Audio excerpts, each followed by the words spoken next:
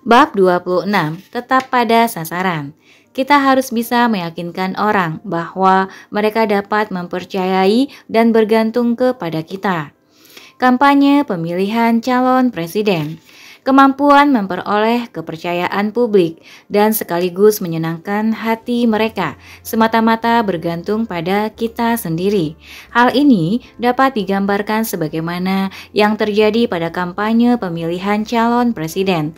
Semua surat kabar dan televisi meneliti dengan cermat setiap karakteristik dari seorang calon presiden. Kesalahan yang cuma sepele akan dibesar-besarkan dan dikritik habis-habisan.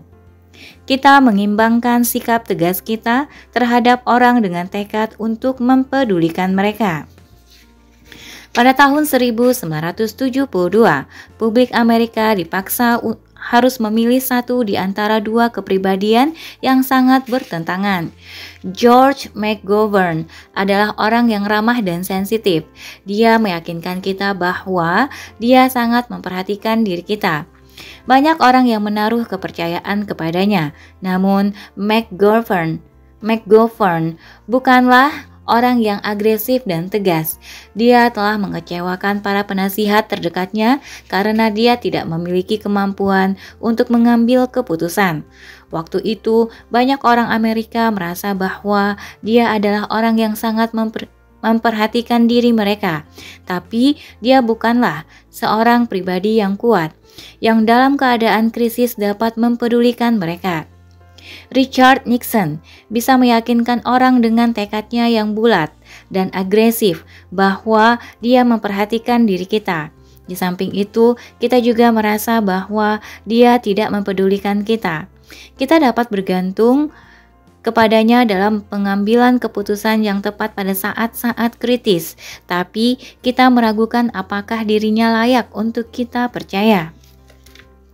Akan tetapi, pada saat pemilihan presiden, ketika publik Amerika dipaksa untuk memilih satu di antara dua karakter yang sangat berbeda, mereka akhirnya menjatuhkan pilihannya dengan suara terbanyak pada orang yang dapat diharapkan bantuannya ketimbang orang yang dapat dipercaya.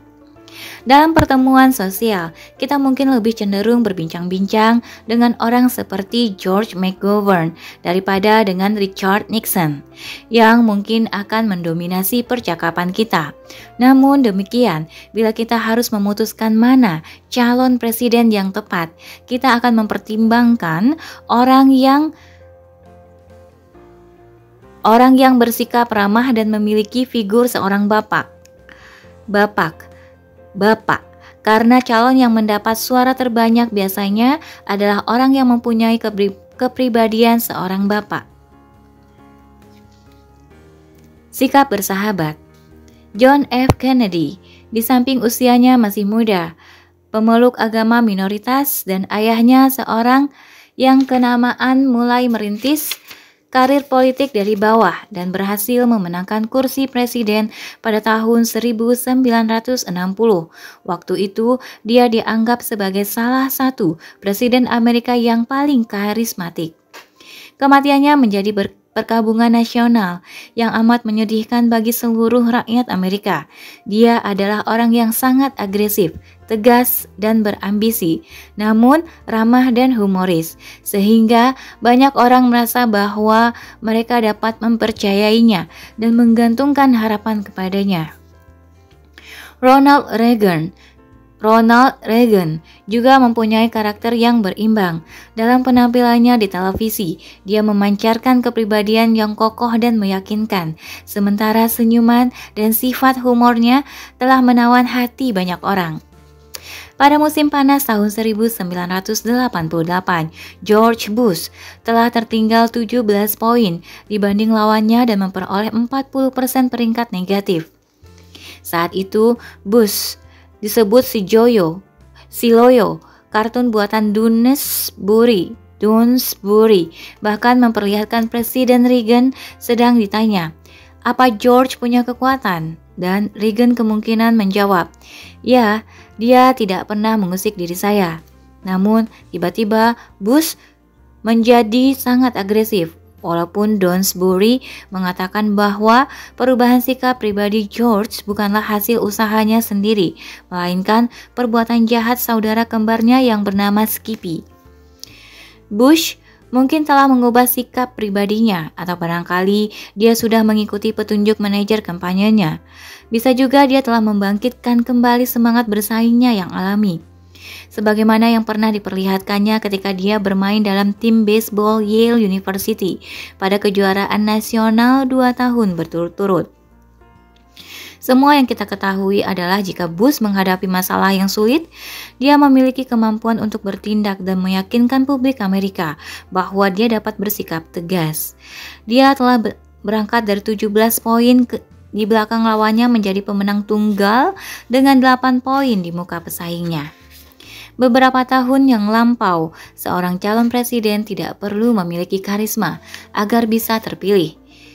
Dia akan melakukan perjalanan keliling ke seluruh negeri, mengucapkan pidato dari belakang keretanya, lalu semua koran akan mencetak isi pidatonya, dan setiap pemilih biasanya akan membuat keputusan berdasarkan kebijakannya mengenai masalah nasional.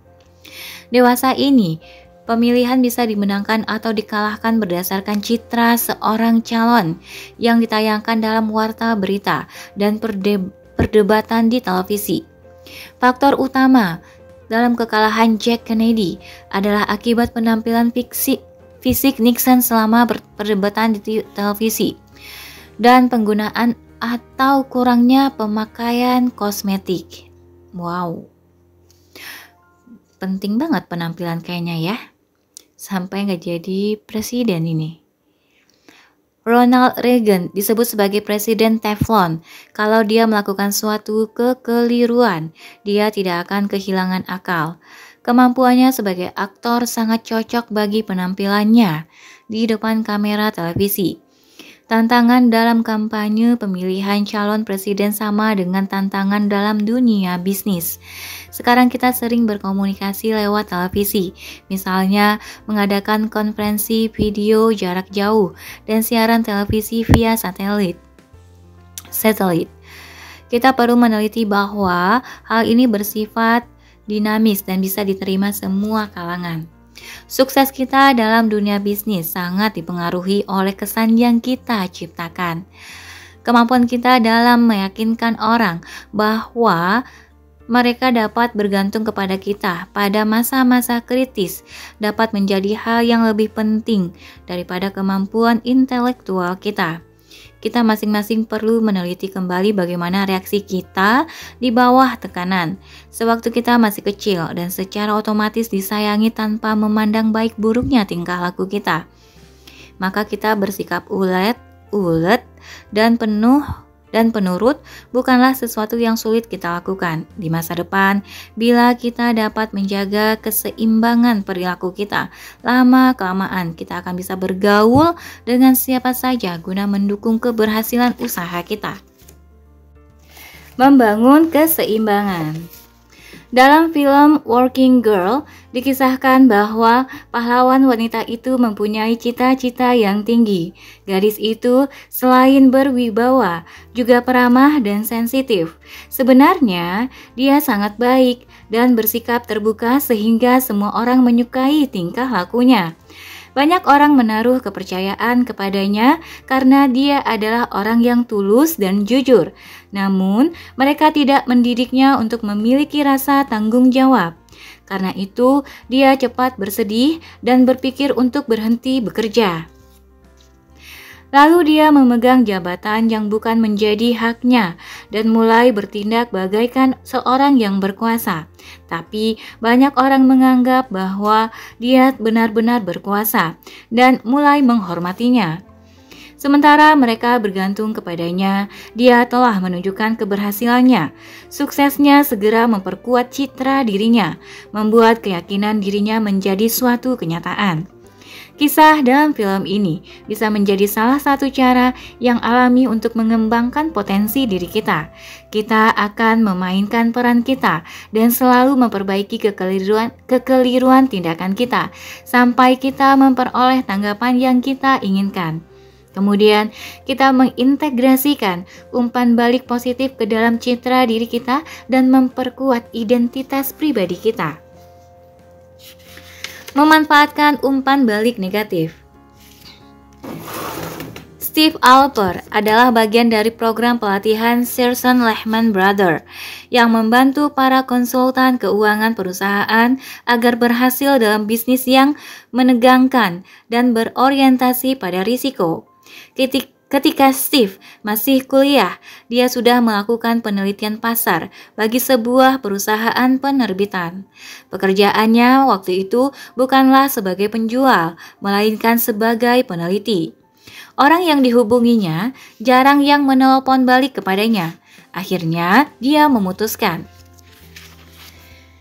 saya harus mengubah keadaan ini. Saya tidak suka mengalami kegagalan. Saya selalu membuat beberapa penyesuaian dalam cara pendekatan saya, dan saya segera mulai mendapat sukses. Kita perlu tegas. Kita perlu terus-menerus mengkaji kembali dan memperbaiki teknik yang kita gunakan dalam berurusan dengan orang lain. Pencapaian puncak sukses kita didasarkan pada upaya mempertahankan usaha yang positif di dalam lingkungan yang dipandang banyak orang sebagai lingkungan yang negatif. Jika Anda memutuskan bahwa lingkungan ini merupakan tempat yang sesuai bagi Anda untuk belajar, maka Anda tidak akan menemui banyak rintangan. Memperlakukan orang lain hanya sebagai benda akan memberikan pengaruh negatif dalam hubungan kita. Penolakan yang mereka lakukan yang sebenarnya dapat dipahami akan segera menyebabkan Anda menjadi defensif. Sebaliknya, daripada nanti menjadi penghalang bagi kita, kita harus berani memutuskan bahwa penolakan tidak pernah terjadi. Ini juga pengumpan balik guna menyesuaikan cara berpikir kita mengenai perangai orang lain. Dan oleh karena itu, kita akan tahu bagaimana menghadapi mereka. Penolakan adalah data yang kita perlukan untuk membuat penyesuaian terhadap tingkah laku kita.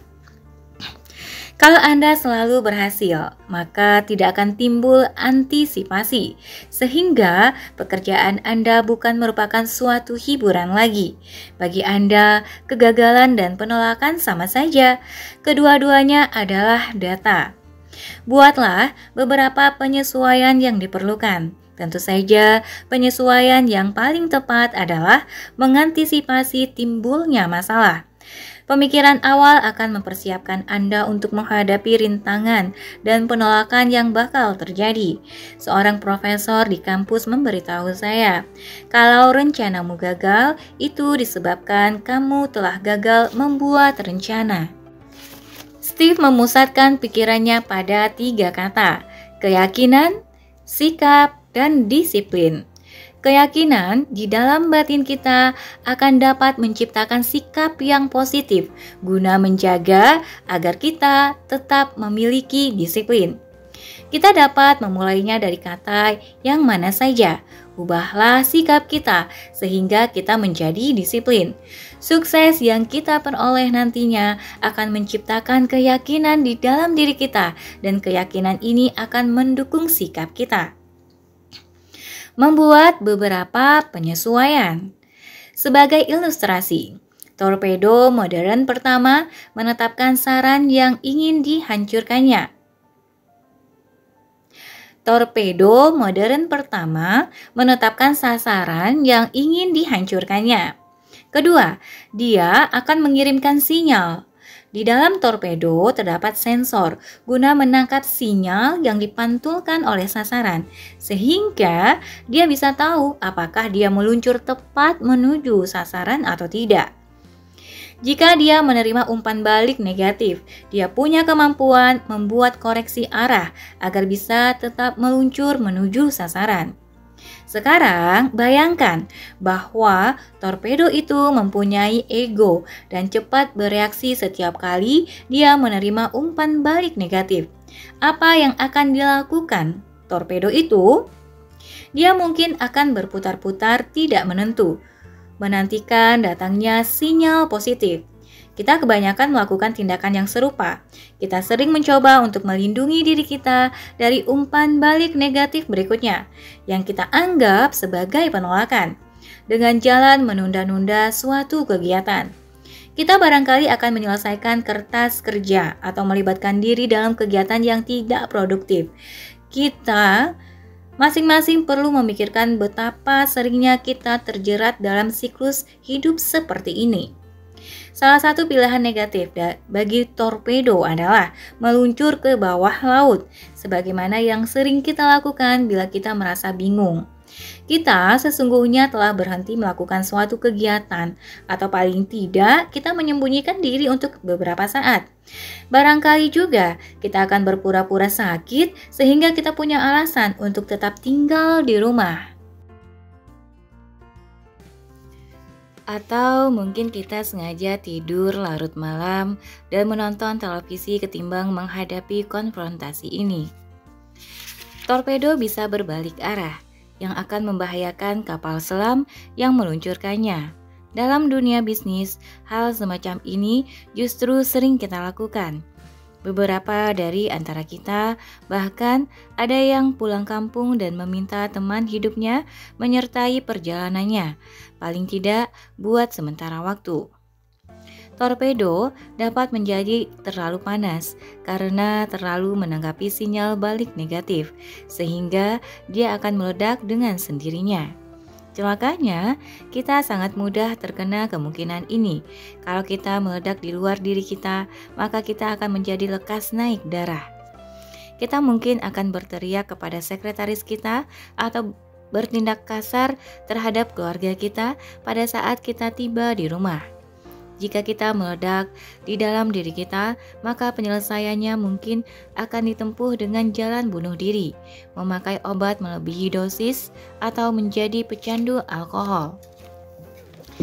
Pilihan lain bagi torpedo adalah terus meluncur pada arah sasaran semula, tanpa mempedulikan sinyal balik, salah mengenai sasaran yang dituju, dan menghantam sasaran lain secara kebetulan.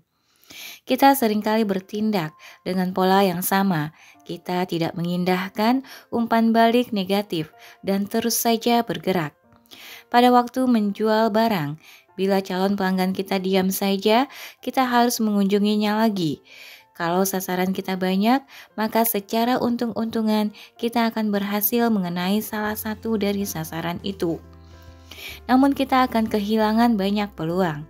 Sama seperti torpedo modern, kita juga dapat menikmati umpan balik negatif.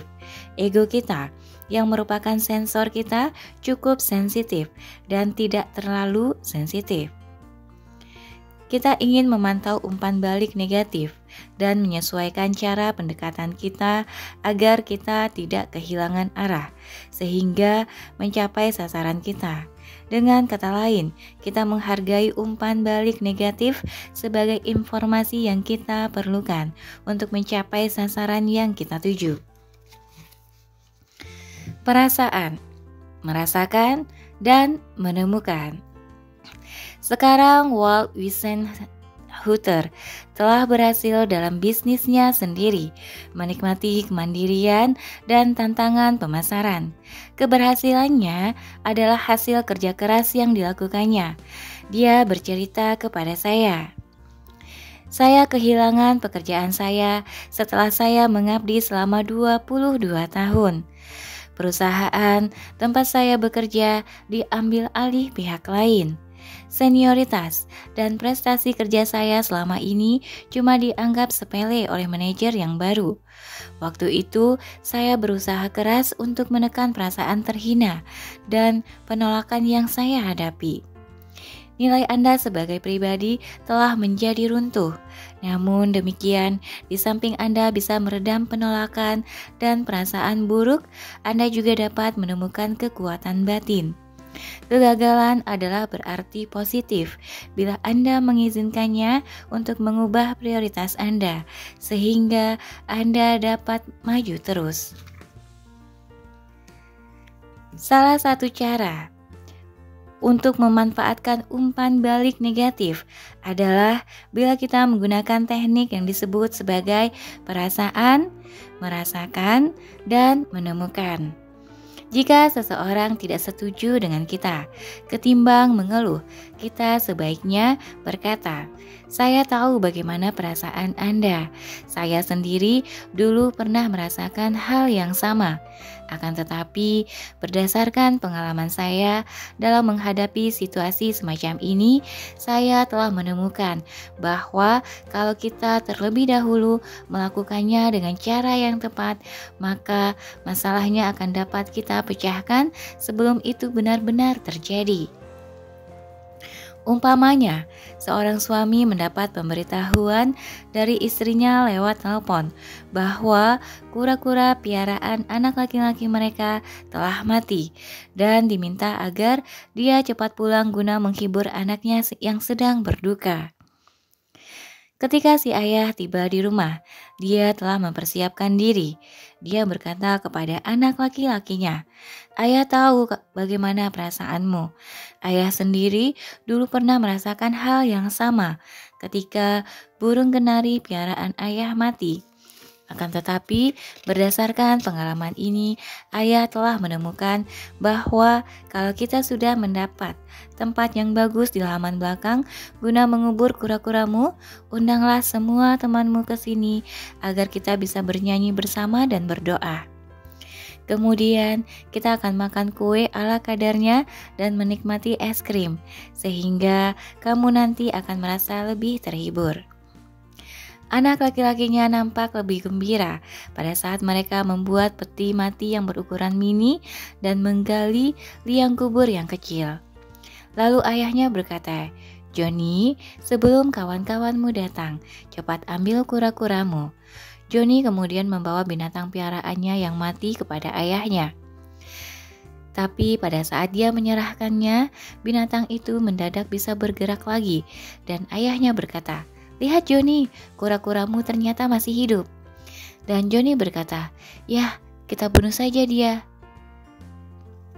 Umpan balik negatif menyediakan informasi yang kita butuhkan agar kita tetap pada sasaran kita. Orang akan menerima kita jika kita mempedulikan mereka. Orang akan menghormati kita bila kita dapat meyakinkan mereka bahwa kita memberi perhatian kepada mereka. Kita memproyeksikan diri kita guna menciptakan tanggapan yang diinginkan, yang akan dapat memperkuat identitas diri kita. Memantau perasaan orang lain akan menolong diri kita untuk memahami cara yang perlu kita terapkan, guna menyesuaikan pendekatan kita. Kita mengembangkan keyakinan diri kita yang akan menciptakan disiplin pribadi.